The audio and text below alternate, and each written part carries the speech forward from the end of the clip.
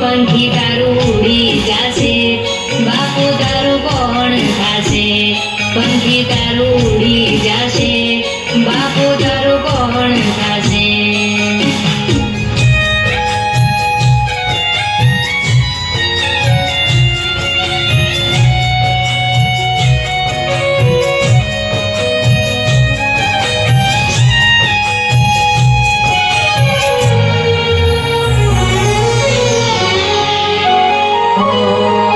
સાંજ પડે ને ઉંબરે ઊભી વાટ તારી જોતી, ત્યારે આવશે બાપ હું તો માવડીને પૂછતી.